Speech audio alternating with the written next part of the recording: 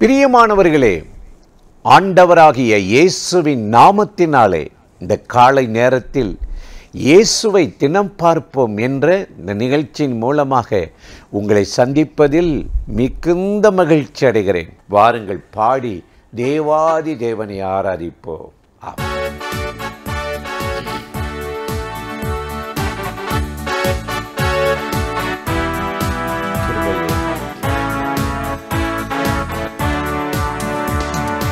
ஊற்று தண்ணீரே என்ற தேவ ஆவியே, ஜீவநதியே நீ பொங்கி பொங்கி வா. ஊற்று தண்ணீரே என்ற தேவ ஆவியே, ஜீவநதியே நீ பொங்கி பொங்கி வா.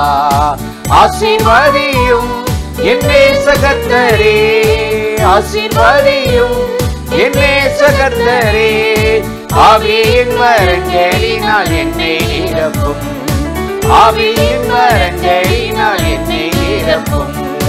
ஊற்று தண்ணீரே என்ற தேவ ஆவியே, ஜீவநதியே நீ பொங்கி பொங்கி வா.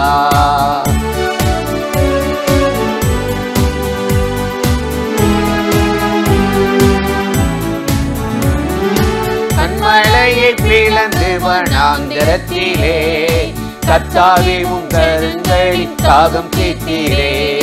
கண்மலையை பிளந்து வனாந்திரத்திலே, கர்த்தாவே உம் ஜனங்களின் தாகம் தீர்த்தீரே. பள்ளத்தாக்கிலும் மலைகளிலும், பள்ளத்தாக்கிலும் மலைகளிலும் தண்ணீர் பாயும் தேசத்தை நீ வாக்களித்தீரே, தண்ணீர் பாயும் தேசத்தை நீ வாக்களித்தீரே.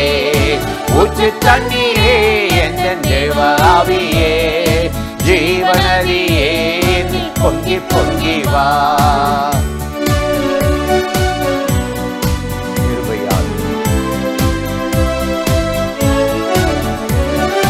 ஜீவ தண்ணீராம் என்ற நல்ல கர்த்தரே, ஜீவ ஊற்றினால் என்னை நிறைத்திடுவே.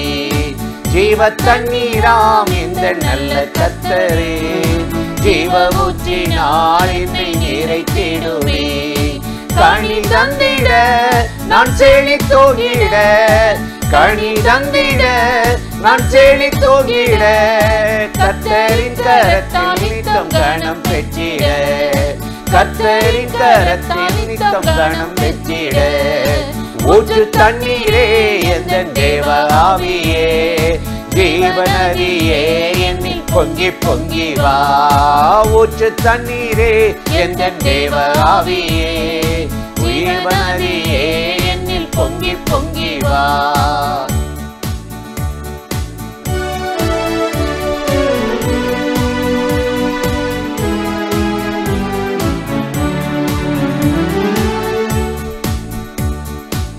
திறக்கப்பட்டதாம் ஊற்று சிலுவையிலே, இரட்சகரின் காயங்களால் வெளிப்படுதே. திறக்கப்பட்டதாம் ஊற்று சிலுவையிலே, இரட்சகரின் காயங்களால் வெளிப்படுதே. பாவக்கரைகள் முற்றும் நீங்கிட, பாவக்கரைகள் முற்றும் நீங்கிட, பரிசுத்த சமூகத்தில் ஜெயம் பெற்றிட, பரிசுத்த சமூகத்தில் ஜெயம் பெற்றிட. ஊற்று தண்ணீரே என்ற தேவ ஆவியே, ஜீவநதியே நீ பொங்கி பொங்கி வா. ஊற்று தண்ணீரே என்ற தேவ ஆவியே, ஜீவநதியே நீ பொங்கி பொங்கி வா. கர்த்தர் எவ்வளவு நல்லவர்ல, கிருபையும் இரக்கமும் நிறைந்தவர். வெப்ப அலை, வெயிலின் கொடூரம் இந்தியாவை பற்றி பிடிப்பது போல இருக்கிற அந்த நிலையில் கர்த்தர் நமக்கு நிழலாய் இருந்து பாதுகாத்து இம்மட்டும் நம்மை காத்து கொண்டார். இனிமேலும் அப்படியே செய்வார். இன்றைக்கு ஒரு வசனத்தை நான் உங்களுக்கு ஞாபகப்படுத்தி சில காரியத்தை சொல்லி ஜெபம் பண்ணுவது நல்லது என்று உணர்ந்தேன். 138ஆம் சங்கீதம் 8வது வசனத்தில் நாம் வாசித்து பார்த்தால் சங்கீதக்காரன் சொல்லுகிறார், கர்த்தர் எனக்காக யாவையும் செய்து முடிப்பார். எவ்வளோ அருமையான வார்த்தையில் எனக்காக யாவையும் செய்து முடிக்கிறவர். நம்ம மனம் சில சமயம் இந்த காரியத்தில் நான் தனி மனுஷனாக தானே இருக்கேன், இந்த போராட்டம் பிரச்சனையில் எனக்குன்னு ஆதரிக்க சப்போர்ட் பண்ண ஒருத்தர் கூட இல்லையே, ஏன் கேட்க நாதி இல்லையே, அப்படிலாம் சில சமயம் நம்ம மனம் துவண்டு போகுது, வேதனைப்படுகிறது. ஏன்னா இந்த சந்தோஷமாக இருக்கும்போது பல பேர் இருப்பாங்க, ஒரு போராட்டம் பிரச்சனைனா ஒருத்தரும் கூட இருக்க மாட்டாங்க. நம்ம தான் அதை மீட் அவுட் பண்ணணும், சந்திக்கணும். ரொம்ப மனம் உடைஞ்சு போயிடுவோம். இப்படிப்பட்ட நிலையில் தாவீது ராஜா பல போராட்டங்களை பிரச்சனைகளை சந்தித்த அந்த மனிதன் நம்பிக்கையோடு சொல்லுகிறான், கர்த்தர் எனக்காக யாவையும் செய்து முடிப்பார்.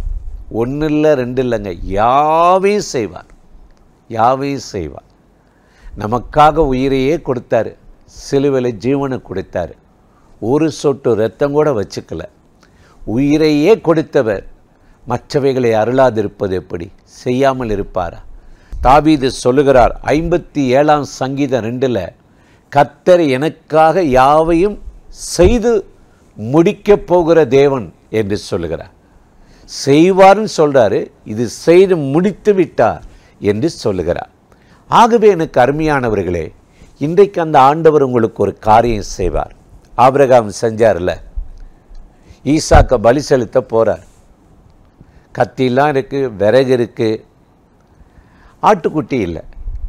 ஈசாக்கு தான் பதறி போய் கேட்குறான், அப்பா ஆட்டுக்குட்டி எங்கப்பா, என்ன செய்ய போகிறீங்க, என்ன நடக்க போகுது, நேற்று ராத்திரி ஜெபம் பண்ணிங்களே, ரொம்ப நேரம் ஆச்சே, என்ன வெளிப்பாடு பெற்றீங்க, ஆட்டுக்குட்டி எங்கே?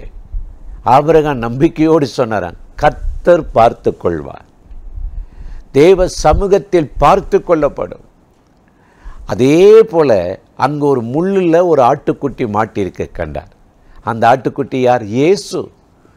யோவான் 1:29 சொல்லுகிறது, உலகத்தின் பாவங்களை சுமந்து தீர்க்கிற தேவாட்டுக்குட்டி நமக்காக அடிக்கப்பட்டார், நம்முடைய தண்டனை ஏற்றுக்கொண்டார், நம்முடைய சிலுவையை சுமக்க வேண்டிய அக்கிரமங்கள் சாபங்கள் எல்லாம் சுமந்து தீர்த்தார், நமக்காக யாவையும் செய்து முடித்து நமக்கு ஒரு நன்மையை, சிலுவையிலே ஆசீர்வாதத்தை, விடுதலை வழியை திறந்து வைத்திருக்கிறார். அந்த ஆண்டவரிடத்தில் இன்னைக்கு போனால் நமக்கு ஒரு விடுதலை கிடைக்கும், ஆறுதல் கிடைக்கும்.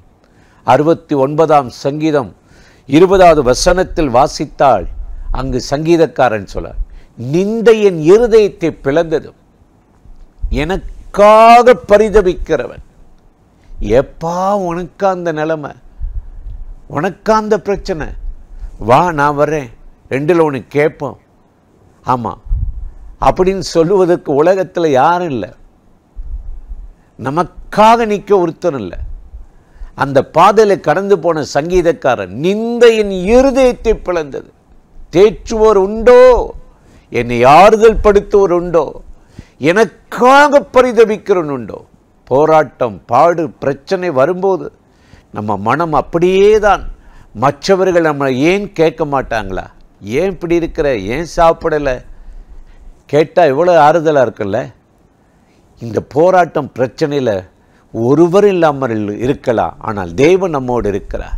யோபு 17:3 வாசித்து பார்த்தால் யோபு பக்தன் சொல்லுகிறார், தேவரீர் எனக்காக பிணைப்படுவீராக, வேறு யார் எனக்கு உண்டு, எனக்கு துணை நில்லும் என்று சொன்னார்.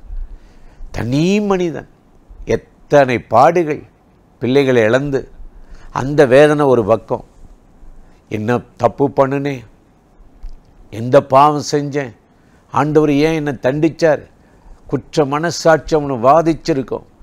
ஒரு பக்கம் சரீரத்தில் வலி தாங்க முடியாமல் துடிக்கிறான், மற்றொரு பக்கம் மனைவி ஒரு பக்கம் கேவலமாய் பேசுகிறார், 3 நண்பர்கள் ஆறுதல் படுத்த வந்தவர்கள் மாறி மாறி மாறி குற்றப்படுத்தி உள்ளத்தை குற்றூராக்கிட்டாங்க. எல்லா பக்கமும் நெருக்கம். அந்த நேரத்தில் தான் அவனை அழுதானாம், தேவரீர் எனக்காக பிணைப்படுவீராக. யோபு 17:3 வேறு யார் எனக்கு இருக்கிறார் என்று சொல்லி கண்ணீரோடு வேண்டிக் கொண்டானாம். ஆண்டவர் அந்த யோபுவுக்கு இறங்கி சிறையிருப்பை மாற்றி சுகத்தை கொடுத்து, பலத்தை கொடுத்து, இழந்த எல்லாவற்றையும் திரும்ப கொடுத்து ஆசீர்வதித்து அவனை உயர்த்தினது உண்மை என்றால் நமக்கு ஏன் செய்ய மாட்டார்? அந்த ஆண்டவர் இன்றைக்கு இந்த காலை நேரத்தில் இந்த நிகழ்ச்சியில் இணைந்திருக்கிற உங்களுக்கு யாவையும் செய்து முடிப்பார். என் தேவன், என் கர்த்தர் எனக்காக உயிரை கொடுத்தவர், மற்றவைகளை கொடுக்காதிருப்பார். நீங்கள் தைரியமாக தாவீதை போல சொல்லலாம், கர்த்தர் எனக்காக யாவையும் செய்து முடிப்பார். இன்றைக்கு இந்த நிகழ்ச்சியில் இணைந்திருக்கிற உங்களுக்கு ஒரு நன்மையை செய்து ஆசீர்வதித்து கட்டாயம் உயர்த்தப் போகிறார். அந்த தேவாதி தேவனை நோக்கி நாம் இப்பொழுது ஜெபிக்கலாமா? அன்பும் இரக்கமும் கிருபையும் நிறைந்த நல்ல ஆண்டவரே, இந்த ஆசீர்வதிக்கப்பட்ட நாளுக்காக, நேரத்துக்காக, கிருபைக்காக உமக்கு நன்றி. இப்பொழுது யாரெல்லாம் இந்த நிகழ்ச்சியில் இணைந்து இந்த வார்த்தைகளை கேட்கிறார்களோ அத்தனை பேர் மேலும் கர்த்தருடைய மகிமை, கிருபை, வல்லமை இறங்கட்டும். இந்த நிகழ்ச்சியில் இணைந்து ஆண்டவர் எனக்காக பிணைப்படுவீராக, துணை நிற்பீராக என்று யாரெல்லாம் கெஞ்சுகிறார்களோ, எந்தெந்த காரியத்தில் உம்முடைய ஒத்தாசை, உதவி தேவையோ அந்த காரியத்தில் உம்முடைய பிள்ளைகளுக்கு ஒரு நன்மையை செய்து ஆசீர்வதிக்கும்படி கெஞ்சுகிறோம். தடைகள் விலகட்டும், ஜெயத்தை தாரும். இயேசுவின் நாமத்தில் வேண்டுகிறோம் நல்ல பிதாவே, ஆமீன், ஆமீன். ஆண்டவர் இந்த ஜெபத்தை கேட்டிருக்கிறார். கட்டாயம் இந்த நிகழ்ச்சியின் மூலம் உங்களை ஆசீர்வதித்திருப்பார், இடைப்பட்டிருப்பார். இதை மற்றவங்களுக்கும் நீங்கள் ஷேர் பண்ணுங்கள், அறிமுகப்படுத்துங்கள். ஆண்டவராகிய தேவன் ஆசீர்வதித்து நடத்துவார். ஆமென்.